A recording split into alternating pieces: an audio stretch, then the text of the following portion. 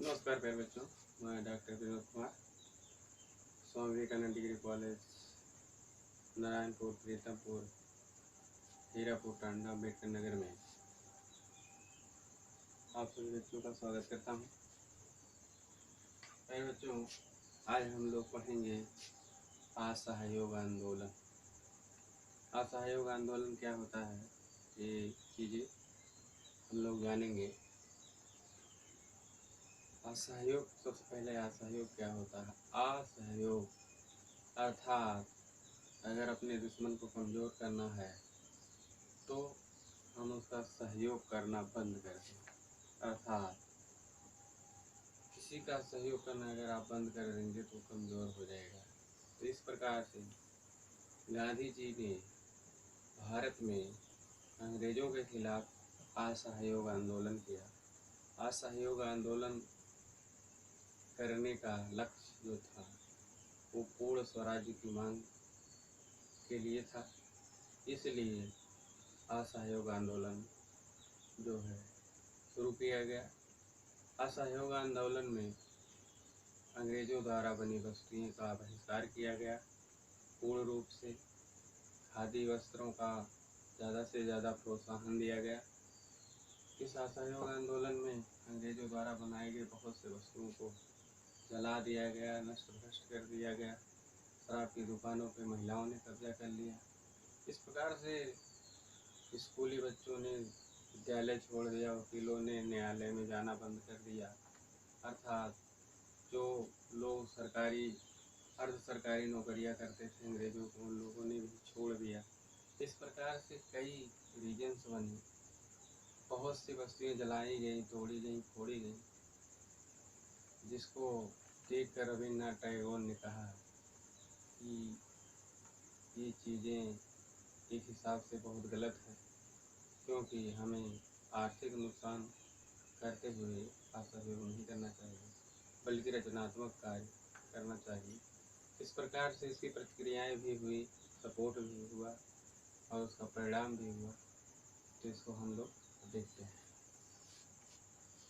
असहयोग आंदोलन, इसका अधिवेशन जो हुआ है सितंबर 1920 में, सबसे पहले जो इसका अधिवेशन हुआ असहयोग आंदोलन का सितंबर 1920 में कोलकाता में हुआ।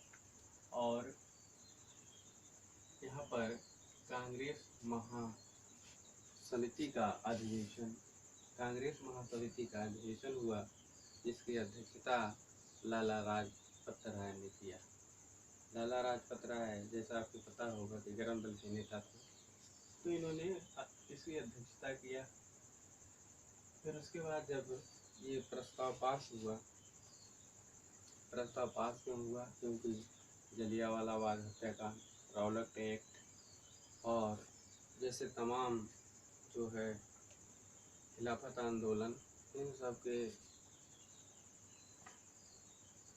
जो कार्य अंग्रेज़ों द्वारा दमन चक्र किया गया इनके खिलाफ, अर्थात इंडियन लोगों के खिलाफ ऐसे घृणित कार्य किए गए, जो उसके खिलाफ में पूर्ण स्वराज की मांग के लिए सबसे पहले कांग्रेस ने एक बीड़ा उठाया पहली बार।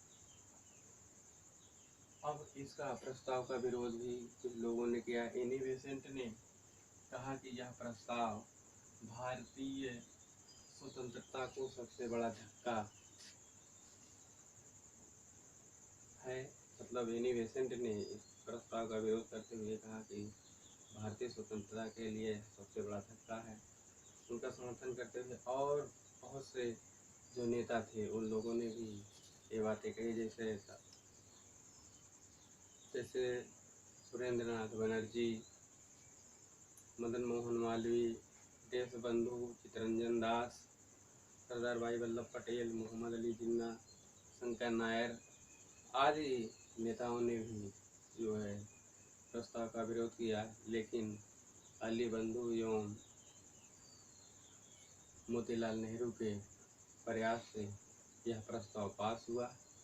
इसके बाद फिर क्या हुआ? नागपुर में अधिवेशन हुआ। नागपुर अधिवेशन 1920 में हुआ। इसमें कुछ शर्तें रखी गई, कुछ नियम बनाए गए कि हम असहयोग आंदोलन कैसे सफल बनाएं।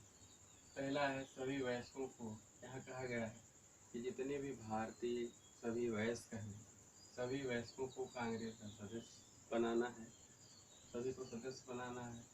300 सदस्यों की अखिल भारतीय कांग्रेस का गठन करना है। फिर है, भाषाई आधार पर प्रांतीय कांग्रेस समिति का पुनर्गठन करना है। मतलब हर राज्य में अलग अलग भाषा के आधार पर लोगों को जोड़ करके कांग्रेस महासमिति का जो है सदस्य बनाना है, पुनर्गठन उसका करना है। स्वदेशी वस्तुओं अर्थात मुख्यतः हाथ से बनाई हुई, कटाई बुनाई से जो वस्तुएं उनका प्रयोग करना, कटाई बुनाई को प्रेरित करना। फिर उसके बाद है, यथासंभव हिंदी प्रयोग आदि,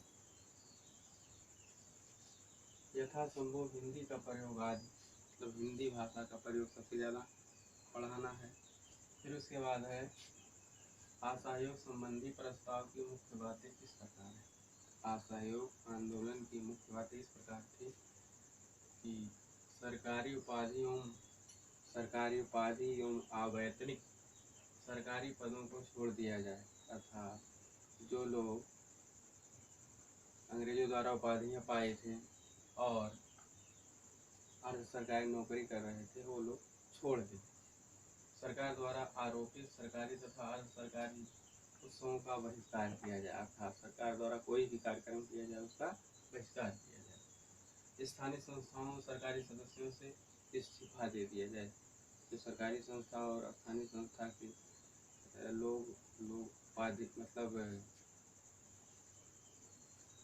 उनके अंग्रेजों के कार्य करते थे, उनसे कहा गया कि आप लोग भी इस्तीफा दे दीजिए। फिर सरकारी स्कूलों एवं कॉलेजों को बहिष्कार किया, मतलब आपको पहले बताया गया, सरकारी स्कूलों एवं विद्यालयों का बहिष्कार किया जाए। वकीलों द्वारा न्यायालय में न्याय प्रक्रिया बंद किया जाए और आपसी विवाद जो है वो न्यायालय में ना जा कर के बल्कि आपसी पंचायत की व्यवस्था से सुलझा लिया जाए।